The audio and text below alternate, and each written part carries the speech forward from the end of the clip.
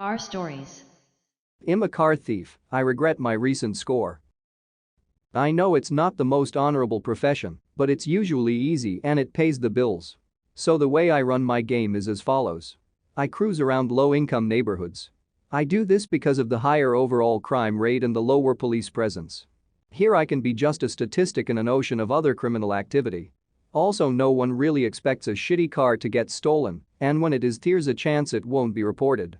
I then drive the car to my place using the most inconspicuous roads. I strip the car, taking any valuables like the stereo and any belongings left in the car. After this, I just junk it.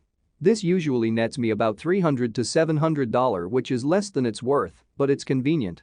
I do this once or twice a week to supplement my shitty fast food job. Tonight's score was no different. The perfect mark is a silver sedan. They're the most common. White is good too, but stands out more in the dark, or at least I feel more visible. Anyway, I boosted the ride, and upon removing this tarp from it, I noticed the back window is shattered. This makes it more likely to get stopped, but I decided to risk it.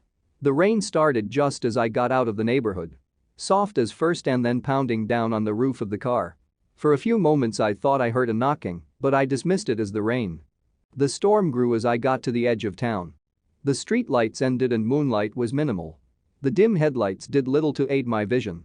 In the faint moonlight I could make out something in my backseat. I whipped my head around to see the empty seat. The distraction caused me to nearly swerve off the road. It wasn't longer until I became aware of a smell. The back seats getting soaked through the window produced an earthy odor. I saw a small silhouette in my backseat again, and this time I pulled over. That smell was growing thicker and sweeter. I cut the engine. Without the labored roar of the motor, I became aware of a much more subtle sound. A crying from the seat. Not directly but beneath them. Fearing for this child's safety, I opened the trunk. Nothing. I came to a horrible realization as I dumped the contents of the trunk onto the road. The smell and the crying are so strong now. I opened the spare tire compartment and recoiled. Inside was the small desiccated corpse of a little girl. I don't know what to do. I can't go to the police because I stole the car. I can't return it because this psychopath would probably kill me. I can't dump the car because of the way she's looking at me and the way she promised to follow me. What do I do? Our stories.